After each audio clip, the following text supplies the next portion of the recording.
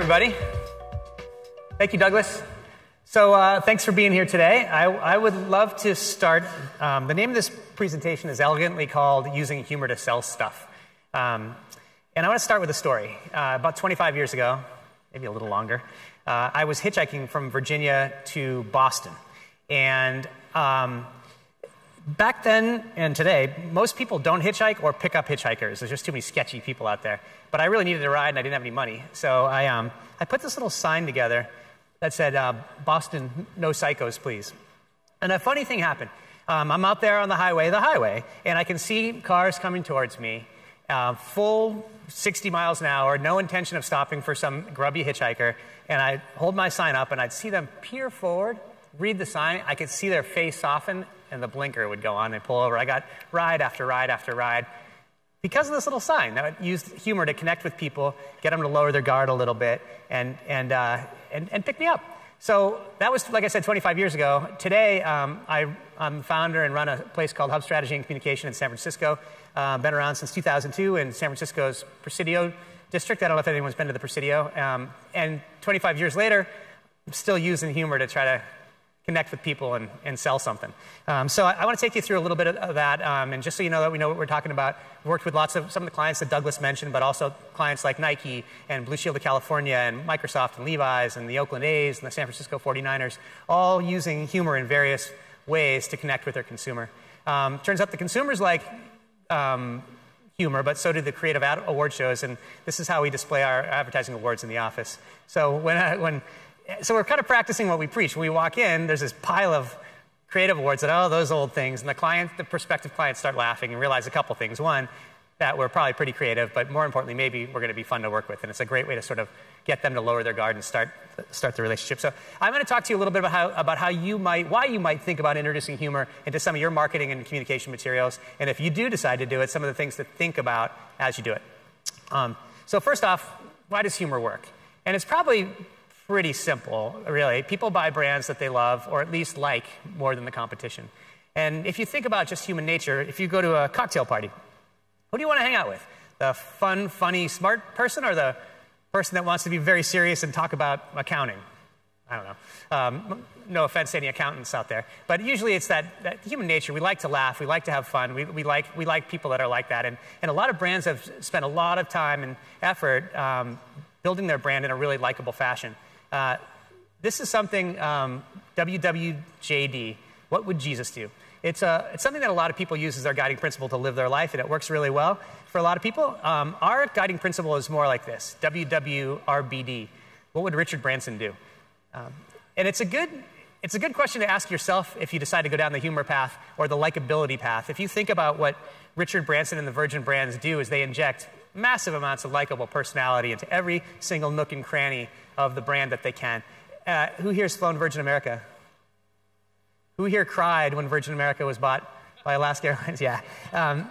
Nothing against Alaska Airlines. It was just such a beautifully built brand, and it was fun to fly. They did all these great things. And actually, from start to sale, they built one of the most likable national brands in a short order of time, probably of historic proportions. And it was because, I think, of this WWRBD philosophy.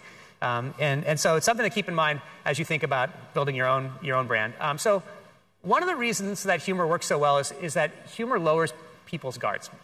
That's the little sign that I held out. It lowered their guard. They said, oh, okay, this guy's funny. He's probably not going to kill me. I can pick him up hitchhiking. And it'll do the same for your brand. And it's kind of important. Everybody recognize this guy? The Dollar Shave Club guy?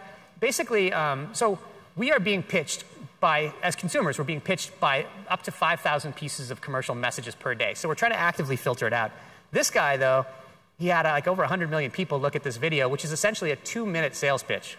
If you go back and look at this thing, he's just telling you why this company's great, but he's doing it humorously. So what he did was he got people to lower their guards and spend some time with them in a very, very crowded market. And that's one of the things that humor can do for you. The other thing that humor is great is you can inject humor anywhere. It's one of these things you can sprinkle all over the place. We did something for Chevy's Mexican restaurants in Northern California in California, and it was an irreverent border cantina. That was their sort of thing. And so here's a couple of, like the menu. Our happy hour is now more than 10 hours long. We honestly don't know if this is legal. You can't put a price on happiness unless the idea of happiness is a margarita. To the website, that first thing says authentic tequila shooters, just like the ones you can't remember from Spring Break '93. To the servers wearing shirts that said things like, these margaritas aren't going to drink themselves. All the way down to like the bar napkins, and the chip liner. That little band on the right is a napkin ring, and it says, here's a napkin so you don't get beans all over your pants like last time. Super cheap to do, but a little sprinkling of humor that goes, like, why not use that space to do something fun, right? So you can really put humor kind of all over the place. So if I've convinced you to think about using humor, inject it into your brand in different places, how do you go about doing it? So here's some thoughts on how to use it effectively. One, humor must be central to the product or service that you're selling. Make the joke on the subject of the product or service that you're selling.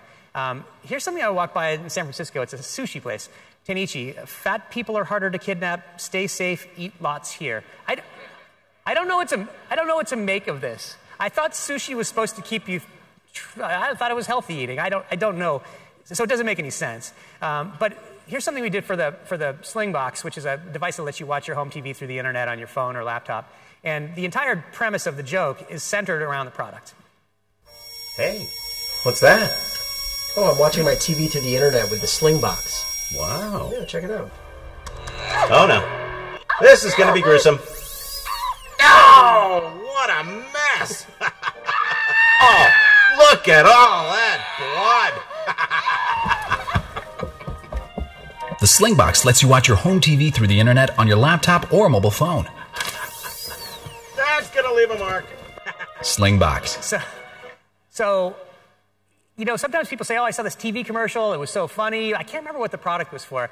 If you make the joke central to the product, you won't have that problem. So the other thing to consider, if you're going to use humor, the bar, a lot of people think, oh, if I'm a marketer, if I'm going to use humor, the bar is advertising. I must be at least as good as the advertising that's out there, or that's have the breakthrough factor of the advertising. But the reality is, the bar isn't advertising, actually. The bar is entertainment. There's so much content being distributed all the time through all the regular media channels, but then, of course, WhatsApp and Instagram and Facebook and WeChat. And there's great, interesting, rich content out there. So if you're going to go out there and dip your toe in the humor area, make sure you're up to it. Make sure that you're going to do it with an audience that has a highly elevated sense of what they want and what they think is good. Yeah, thank you, Elon. Because here's what can happen. Comedy can quickly turn to tragedy, right? Trying to be funny and missing is kind of scary and dangerous. So if you are not good at comedy yourself, consider hiring. There's tons of freelance copywriters all over the world that go look at their portfolios, take a look at their work. If you think it's funny, you can hire them to write copy for you. You can hire them to write concepts for you. But don't be this guy. Do you remember Good Morning Vietnam, an old movie years ago with Robin Williams? Reading the news is one thing, but this stuff you wrote, it's not funny, sir. It's sad. Sir, I'm begging you. Don't try to do comedy. It's not in your blood. I'll do fine. Comedy is what you make it. I've got pages and pages of great material. Right, Arival? I'm afraid you're going to be hitting bottom, sir. If it isn't funny, then why did I hear you laughing when you typed it? I was thinking of something else. Thank you for your support. Now I've got to shoot it. Sir, you're not funny. So if you're not funny, it's okay. You can hire someone that is funny. But if you're not funny, don't be like that guy and try to do it yourself. One of the litmus tests to see if you're doing it right is ask yourself, is it shareable? Is it something that's entertaining enough that people would share it? Here's something we did for the Oakland A's with one of the players, a guy named Yoenis Cespedes, who now plays for the Mets. He needed a translator. He's from Cuba and needed a translator. And so that's the premise of this ad. Everyone knows that Cespedes is a fantastic physical talent, but the guy's also brilliant. What were you thinking when you came to the plate in the ninth inning? Fueron millares de variables de circunstancias las que me llevaron a la conclusión de que el lanzador me iba a tirar un slider por la puerta de atrás. En ese momento decidí hacer mi swing de lujo y saqué la pelota por encima de la cerca del jardín opuesto. He say, you see the ball, hit the ball. So it kind of went went viral locally. Both the baseball players told me that their friends were sharing it on Instagram. All kinds of people were. But the best part was when Cespedes came up to bat, people in the stands would yell, "I see the ball, I hit the ball." So it was pretty fun. The other part is video is a great way to get messaging out. You don't have to do it highly produced like that stuff. You can do it with an iPhone. Look at the stuff that's on Instagram and Snapchat. A lot of these videos that are fantastic. But if you do that and if you have a human in there, make sure that the casting is right. Casting can make something bad tolerable, but it can also make something good horrible. Here's a guy that did something great casting for a guy that did something for us for Blue Shield of California. Blue Shield puts care over profit. It is not just talk. They're a not-for-profit company, which means they invest in things to help improve my care. Things like easy access to great doctors, so I can go see my doctor anytime. Which is great because I've had this eye twitch for a week now.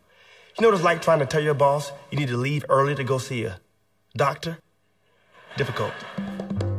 For care, not profit. Blue Shield of California. So it was a fun script, but that guy just took it up over the top with his performance. So if you're going to do something with video, really consider the actor. And it doesn't have to be a high-paid actor. Every major city has an improv community of comedians that work for cheap and are very good. And if you can go out and look for some of these folks, they just know how to turn on in front of a camera.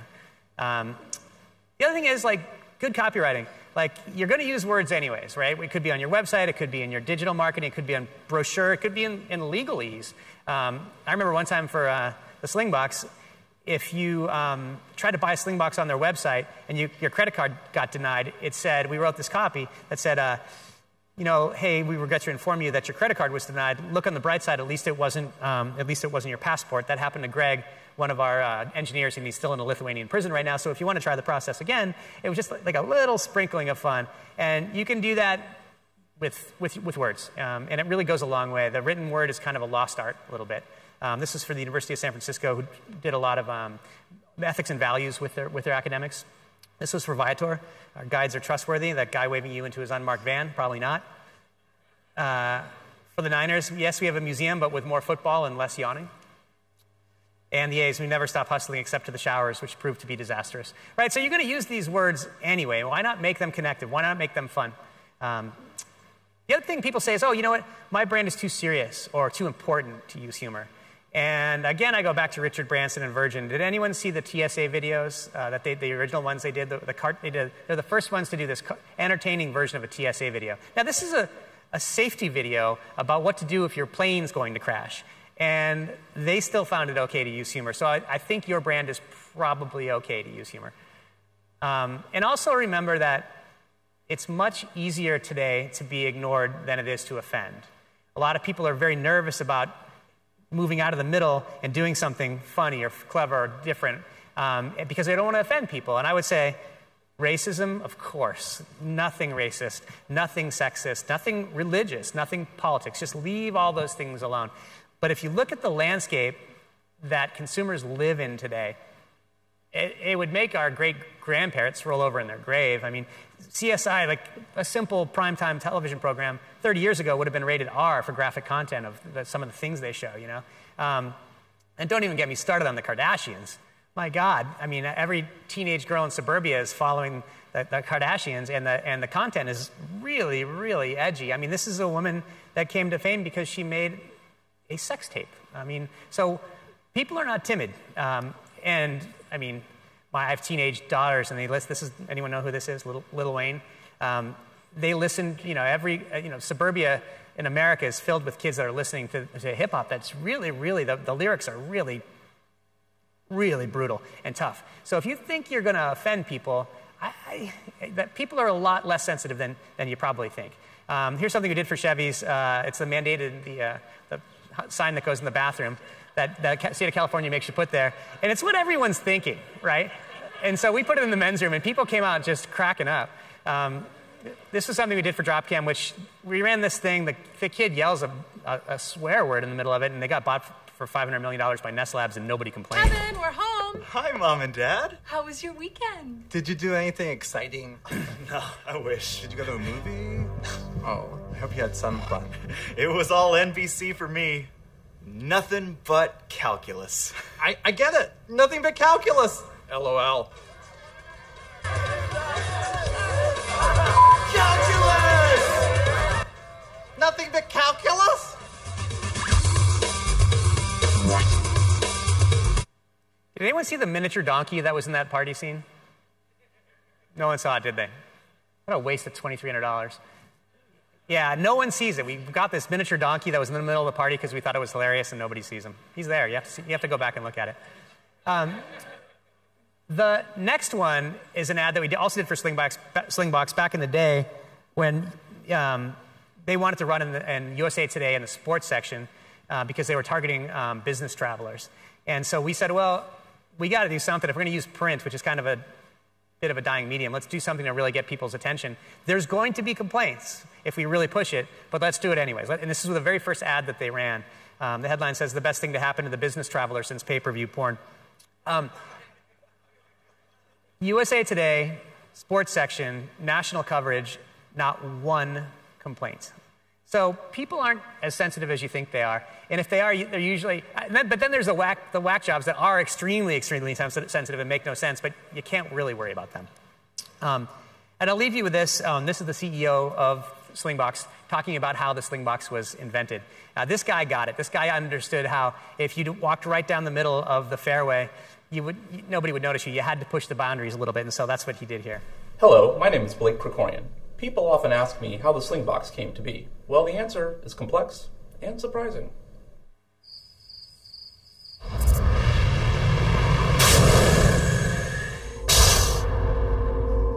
Okay, you dudes are telling me this thing turns nuclear waste into drinkable water. And this one can actually reverse global warming. Pretty sweet. And this thing lets you watch your home TV through the internet on your computer or mobile phone. Anywhere. You kidding me? I'll take this one in exchange for what we talked about. That's a lot bigger than we agreed to, guys! As you can see, great sacrifices have been made. So please, buy one. And cut. God, things I do for this company.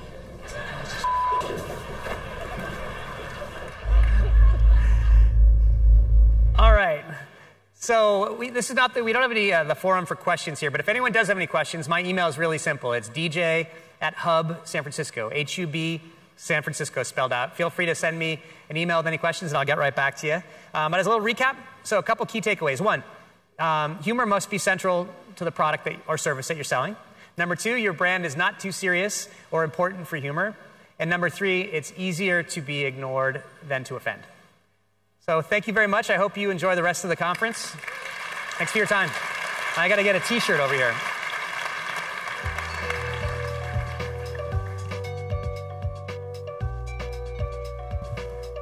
Oh, geez.